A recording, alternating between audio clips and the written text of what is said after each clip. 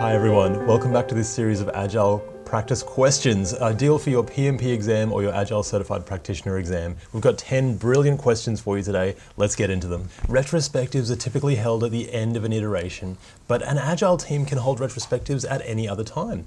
What is not a time that an Agile team might hold a retrospective? Well, we've got when the team completes or ships something new. So this is what is not a time. So yes, we do want to have a retrospective when the team completes something new or ships something new.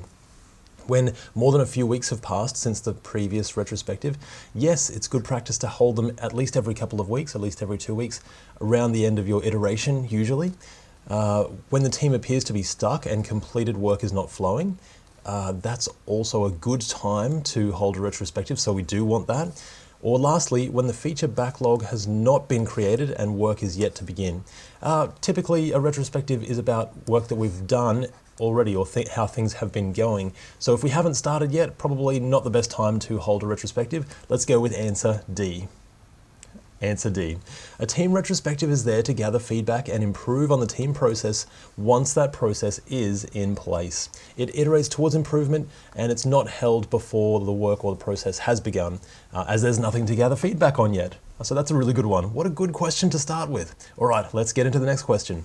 You are in a new project team and working through which project lifecycle or way of work to use in order to deliver the products to your customer, and how far to modify that project lifecycle. Okay, this is tailoring the project lifecycle. What are some of the project factors that will influence your tailoring decisions to use Agile or other methods? Okay, let's have a look. Which project lifecycle the customer wants to use? Typically, the customer won't have an input into the project lifecycle that we're using. It's based on what type of work we're doing. So is it high risk, is it high change? Then we're probably going to go with Agile. If it's low risk and low change, then we're better with a predictive or a waterfall approach. The customer will give us information on what they want delivered, but not the project lifecycle. What the latest life cycle is, the one that must be the best and most interesting to upper management. No, not that one either, although that will happen in an organization. People will follow the latest fads. Typically, it's best if we understand when to use project life cycles. So, whether the flow of work is often interrupted by various delays or impediments and is easily definable or highly uncertain. And that's exactly what we were talking about here. So is it high uncertainty work? Does it need a lot of change? Is there a lot of risk involved? So that's probably going to be our best answer there. And lastly, project approaches should never be tailored. No, that's incorrect. Project approaches should be tailored. We want to tailor them to our needs. Why? Because projects are different everywhere you go. The organization is different, the product is different, the people are different, the market is different, the industry is different. That's why projects are so interesting and also so difficult. So let's go with answer C. Answer C. Project life cycles and how much you tailor them depends on many factors. Having definable work or high uncertainty work are two of those common factors. So you'll see that on the exam as well. And as you move towards predictive or incremental workflows, as is the team's existing experience. So what experience does the team have? Do we need to make lots of changes, or is the risk low? All right, that was a really good one as well. Let's get into the next question. You're in the forming stages of a new project team. And as we know, this is Tuckman's ladder. You'll probably see this on the exam as well, where you've got forming, storming, norming coming together, and then performing, and then adjourning, right at the end there as well. But that's Tuckman's ladder or the Tuckman model. What are some of the factors that will influence how you tailor the product lifecycle? Because we're deciding on the way of work. All right, let's have a look. The demand pattern for value or delivery. Is it steady or sporadic? Yes, that's a good one. The rate of process improvement required by the team. Do we need retrospectives, or can we just continue and deliver in one big bang? That's a good one as well. Is more than one team needed to build the product? Yes, I think that sort of does feed into it, maybe. So these two are really good. This one's a maybe. Probably the best answer here might be all of the above. Let's see how we go. All right, there it is. Project life cycles or ways of working can be influenced by many factors. In fact, almost everything will impact this decision, and you will see this a lot. So the way the organization works, whether the work is certain or uncertain, these are two good things. Whether the features are subject to change, really big thing, and what has worked before and what the team is comfortable with as well. All of those things will play a part. All right, there we go. I think I've learned something today as well. Let's get into the next question. You're working through the backlog with the product owner and estimating the story cards with the development team. The team have never worked on a product like this before, and they're unsure if the estimates are accurate enough. What will you recommend that they use to get accurate estimates? Okay, let's have a look. Affinity estimating, using actual effort from similar feature on a different project. That's a pretty good way. So, I mean, I've used that in real life as well. So if there's something that people know that they've estimated on in the past and they've seen how much effort that has taken, we can use that as a guide for our new team to estimate on this new feature as well, as long as it's quite similar. So that's quite a good one. T-shirt sizing, using broad, small, medium or large sizes to accommodate variation. I mean, this one's okay as well. It's a bit broad, so it might not be exact. We might not get the right information here. Usually we use t-shirt sizes at the beginning or for larger pieces of work because there's so much variation involved. Okay, let's see what else we got. 3-point estimating, where we've got the pessimistic, most likely, and optimistic, and then we average all of those out. That's not really found in Agile. Agile is either affinity estimating, but estimating on the actual card and the cards themselves, and then that's bottom-up estimating where all of those items are feeding into the overall estimate, basically. Okay, let's see what else we've got. The product owner should estimate the story cards. No, the product owner does not estimate the story cards. The whole team, or the people who are doing the work, the development team, the testers, so anyone actually doing the work should be estimating on the work. So I think the best answer here is answer A. There we are. Answer A. While most estimation methods will do, the best one in this case is affinity estimating, using a similar example from a previous project. Agile estimating is most often done by breaking the features down into small tasks, as we saw over here, and then estimating on those tasks, which is bottom-up estimating. Where that doesn't work, affinity estimating is the next best choice. All right, good job. Great stuff, guys. This is really good. All right, I think we're about halfway there. Let's keep going. You're delivering features through your Agile project, and the project sponsor and product owner are happy with the progress. That is a wonderful thing. And it's happy days when that happens. Your project sponsor raises a concern about future items and what that development will look like. What will you show them? All right, the project management plan? No, that's more of a waterfall. So you'll still see this in the PMBOK guide and in your project management or PMP exam. But the project management plan is more of your waterfall or your predictive approach, where you're planning it all up front. You've got your schedule management plan, your scope management plan, requirements, traceability matrix, and all of those things feed into all of those. Quality management plan. Everything's planned up front, and then it's delivered in one big bang. But that's not an Agile way of work. So let's not go with that one for now. The product backlog, that's all of the list of the items that we're looking to develop. So that could be good for future items and what development looks like. The product roadmap that shows planned future features and their approximate dates, similarly to a Gantt chart. That's probably the best answer there, and that's usually created by the product owner. They'll have a vision, they'll have this feature is coming in, this feature is coming in, this feature is coming in, approximate dates, just a high-level idea. But now we know when this feature is going to come and impact our customers or our business. That's probably the best answer so far. The team velocity chart that shows how much the team completes iteration. Look, that's another good one. And if we have the product backlog and the team velocity chart together, then those two things can give us an idea of what we're delivering and how long it might take.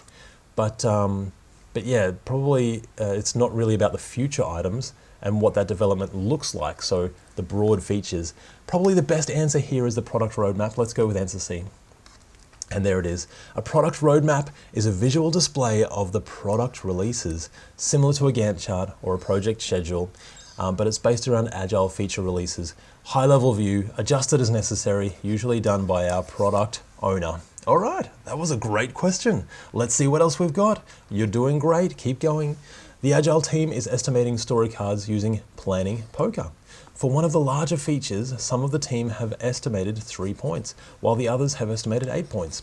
How will you guide them to come to an agreement? And this is great. You'll see this come up a lot in your Agile team. We can ask them to average out the points and assign the value to the card.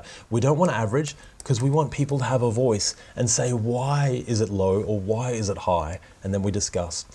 So change the method of estimating to accommodate the team decision. We don't want to change the method, no, not necessarily. Change the feature to make it easier to estimate on, no, we don't want to do that either because whatever the customer wants, we want to try and deliver that.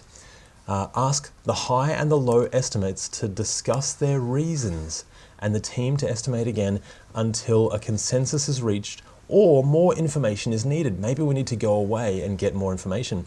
But if we've got our 5 and our 8s, and they're saying, okay, well, it's 8 because of this reason, and it's 5 because of this reason. If we can't discuss and come to an agreement, then maybe we need to go away and get more information, and then we can come back to it. So I think answer D is the absolute best answer here. Let's have a look. There it is. In planning poker, if the estimates are different, high and low estimators share their reasons. Once shared, the team estimates again. And that's repeated until a consensus, until everyone agrees, basically, or we decide to gather more information. Great stuff, guys. You are doing great. Last couple of questions. Let's see what we've got. The Agile team is working through a particularly complex feature that is difficult for the team to find a solution for. As the Agile lead, you recommend a spike.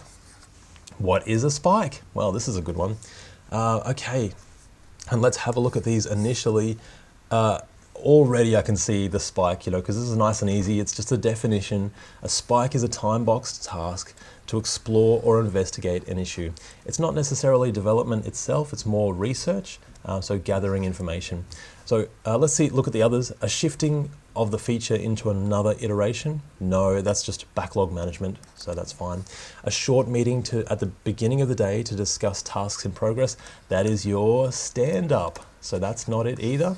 And lastly, a demonstration of the feature to the product owner. That's our sprint review or our demonstrations or reviews at the end of an iteration. So it's not that one as well. Let's go with answer B. There it is.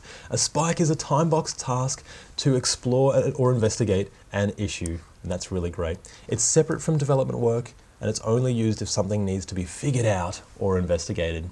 Great job, guys. All right, let's see what we've got next. You've been completing small, usable increments of value as part of your Agile team. When reporting back to the project sponsor of this project, the last iteration was referred to as a fast failure. What does that actually mean? All right, let's have a look at this and see what we've got. The iteration did not complete all the story cards in the allotted time. Not sure about that. The project team found a bug before code delivery. Not necessarily as well, even those are sorts of failures. But if something has failed, then it hasn't delivered what we wanted it to deliver. It's a fast failure. We're learning from our mistake.